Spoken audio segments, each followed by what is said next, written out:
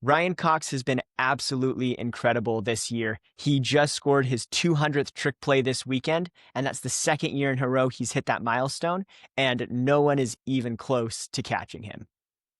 Just amazing stuff. We've talked about this a ton on the podcast, but it just feels like anytime he catches or, anytime he gets the ball, anytime he fields the ball, it's just so natural and so quick for him to just do a trick play. He's not even thinking about it anymore. You can tell that there's some players that really do have to think about it of like, they're new to banana ball and they're trying to think, okay, should I do it now? Should I not? Ryan Cox doesn't even think, it's just in his DNA. I don't know if he can even field it normally. Like I don't know.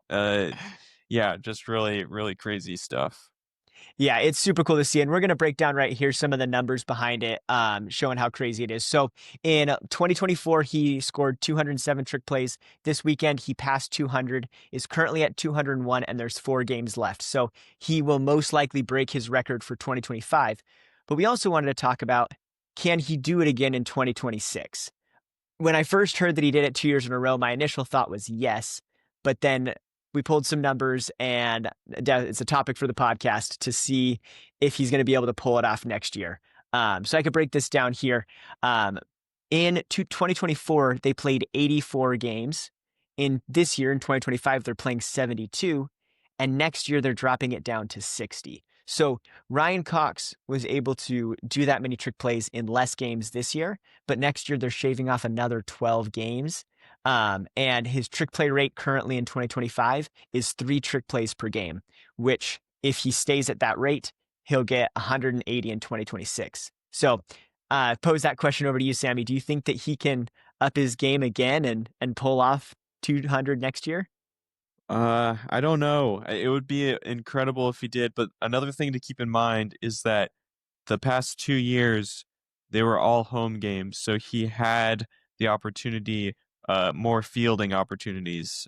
We've talked about this before, but the home team gets more trick plays typically because they field more because there's not the walk-off opportunity. There's always going to be 3 outs in the top of the inning when the home team is fielding. So the home team can get a walk off in any inning, which means that there would be fewer outs. There would not be 3 outs, and so the away team would have fewer opportunities for trick plays if they let a walk off happen. So you are cutting off 12 games, and also half of them are going to be away games. He's just simply not going to have the opportunity to field as much and an opportunity to get as many trick plays. So I don't think so. 180, if he still gets 3 a game, would just be insane. I think 180 would be really, really impressive.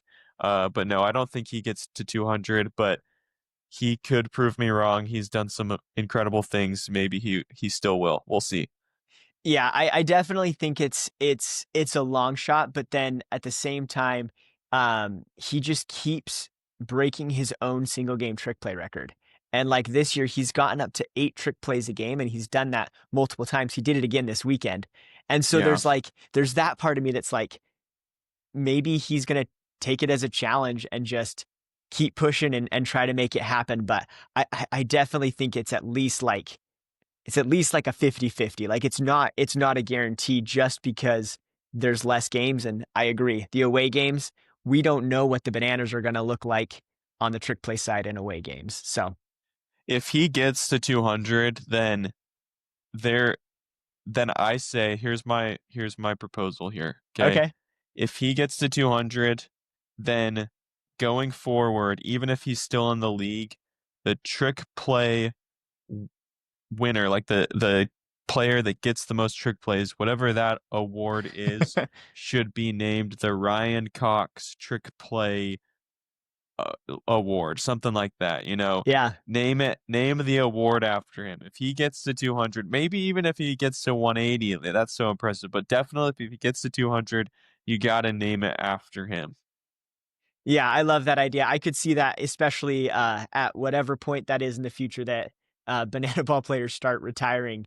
When he retires, I think he's forever going to go down in the history books for trick plays, and it's going to be hard for others to catch him in the future. So Definitely.